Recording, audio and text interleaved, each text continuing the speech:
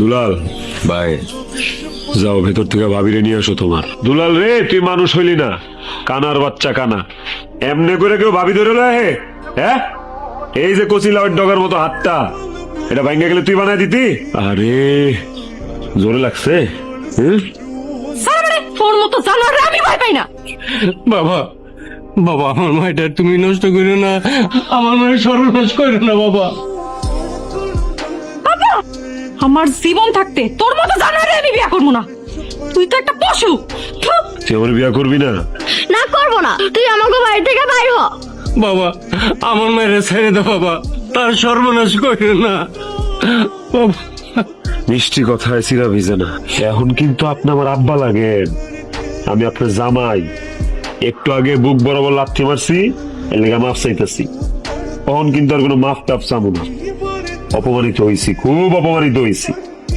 আর একটা বাড়তি কথা হইব, একরে জবান টাইনা সিরা ফেলা মুখে দিলাম।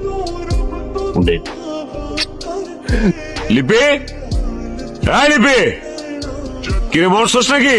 এই এতক্ষণ যে চিল্লায় চিল্লায় ডাকতেছিলাম, কান দিয়ে আওয়াজ ঢুকে না? তুমি আবার আরেকটা মাইয়ার জীবন নষ্ট করতে নিয়ে আইছো? তোর বাপের কি, তোর অসুবিধা কি?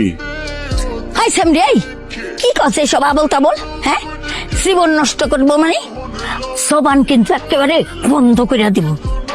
নিজের জবান বন্ধ হওয়ার সময় হয়ে যাইতেছে, সেই দিকে খেয়াল আছে বুড়ি বেটি?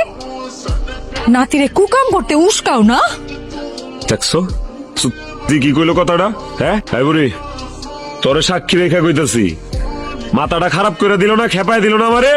এরপর থেকে প্রত্যেক বছর বছর একটা করে বিয়া করুম, আর তোরে রাও হয়েছে খালি জুতা মুছার লেগে আর ঘরে ঘরে মশারি টানানোর লেগে। তুমি আর পারো কি? জানোয়াররা আর কি জানে? সে খালি জানে মানুষের কষ্ট দিতে। তোর আমি কষ্ট দেই রে? এই তোরে কি কষ্ট দিচ্ছি আমি?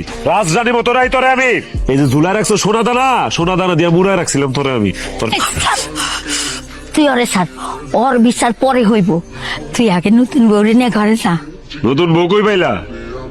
বিয়াই তো হয় নাই এখনো। খুশবু, বিয়া করবা? কইছি না জীবন থাকতে না।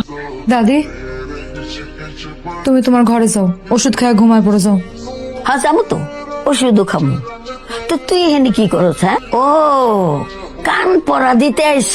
আমি এখানে কোনো কান পরা দিতে আসিনি, খুশবুরে জানাইতে আইছি ওর আব্বা সহি সালামতে আছে। কিন্তু যদি মাসুদের কথা না শুনে আর জীবনে কোনোদিন সকাল দেখা হইব